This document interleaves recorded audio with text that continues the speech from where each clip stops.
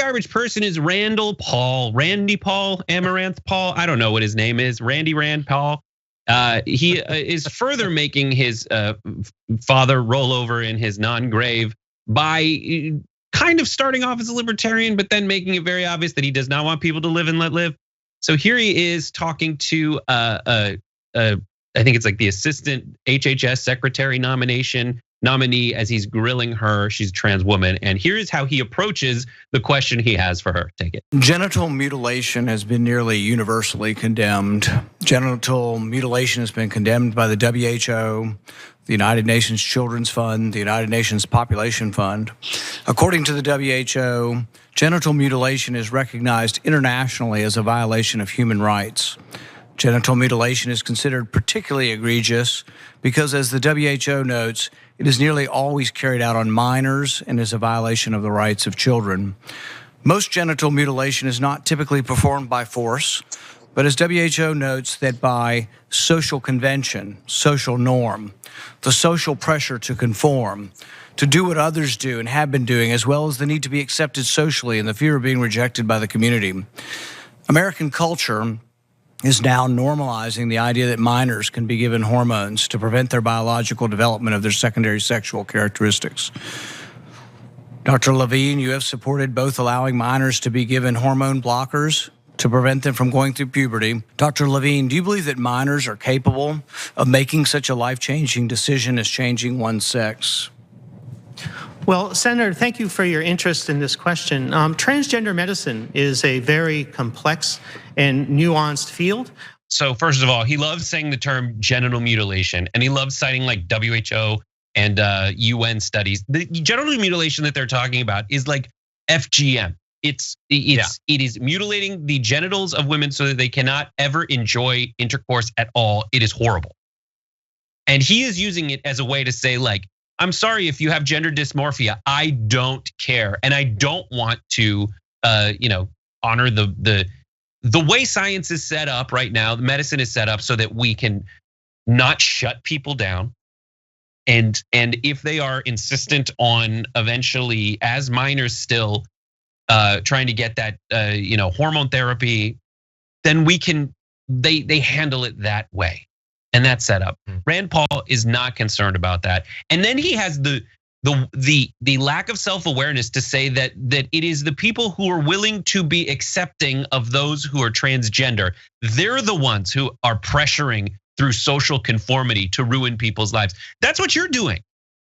Your pressure of social conformity and all these crazy people on the right who are so obsessed with trans lives that they spend all this time berating them and calling them mentally ill and sick, but they're not obsessed with them enough to actually learn what any of it is at all, to come at it from a point where they are actually informed to have that informed discussion. And then I saw Steven Crowder, who's even more garbage, say that no, we need to let them go. We can't give them hormonal therapy. We can't let them become trans because trans people commit suicide at a huge clip. And it's like, that is not how any of that causality works. No, it's people like you making their life a living hell. It's the social conformity pressure that makes their life a living hell. That they're just because they didn't get the surgery or the hormonal therapy doesn't mean that people like you aren't making their lives a living hell. Yeah.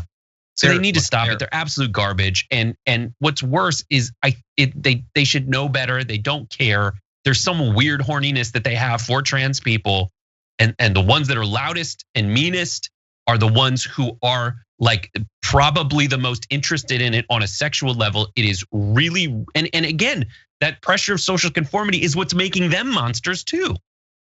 Just let it for a side of the aisle that's always let people do what they want and live their own lives. Why are they so obsessed with this? I think I know the answer, and that's the saddest part. Yeah, we talked about it a little bit with Rashad Ritchie yesterday. I'm sure it's complex, but yeah, they're obsessed. Yeah, some of these right wingers have to sort of pretend to be dumber than they are for their audience. Crowder's he's actually stupid. I'm sure he found that to be a very convincing argument that he was making. But yeah, I barely even want to like engage with Rand Paul because Rand Paul doesn't care. He's not a concerned doctor or concerned citizen. This is a useful line of attack for him. He doesn't actually care about it. He's a libertarian, by the way. Everybody can do whatever they want.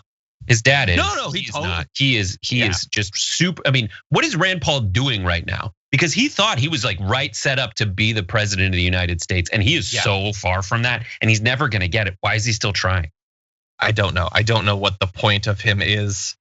To be this obsessed as an entire political movement, this obsessed with a group of people, and have no interest in speaking to a person in that community ever, learning about it ever, because they don't actually care about those people as people. They care about them as a means to an end. It is a political tool. And I'm just so sick of it. I'm just so sick of it. I don't even want to it's a great garbage person, Brett. I don't even want to talk about it, honestly, beyond what we have. I'm just so sick. I hate it. I hate it. I hate our politics. What did the community say? Yes, that is maybe the best garbage person we've ever had, because it makes me so sick. I don't even want to talk about it anymore. Anyway, this week, the community garbage person of the week for TDR was chosen as the result of 46,000 votes, which I think is the most we've ever had. That is crazy. But anyway, we gave you 5 great garbagey people. And coming in this week at number 5 with 4% of the vote is Meghan McCain for blatantly showing her elitism. I, Meghan McCain, Princess of Arizona, co-host of The View, should get the vaccine immediately. Number 4. Exactly. Number 4 with 5% of the vote is Newsmax for attacking Biden's dogs. I forgot about that. That was crazy. Number 3 with 14% of the vote is Joe Manchin for opposing the $15 minimum wage. Very timely for what's going on right now, actually. Number 2 with 20% of the vote is Marjorie Greene for mocking her colleague's trans daughter. That's Representative Marie Newman. She's number 2, which leaves number 1 with 58% of those 46,000 votes, Texas energy companies for capitalizing on people's pain and charging them whatever they can. That is true garbage. Those energy companies were garbage before this, but it really is obvious when the emergency hits. So thank you to everybody who voted on that. Thank you to people who want to join the Texas energy companies with being garbage, like I believe it was the Attorney General of Texas who said, should have read the fine print. Woo, that's a thing to say. But anyway, a lot of garbage to go around.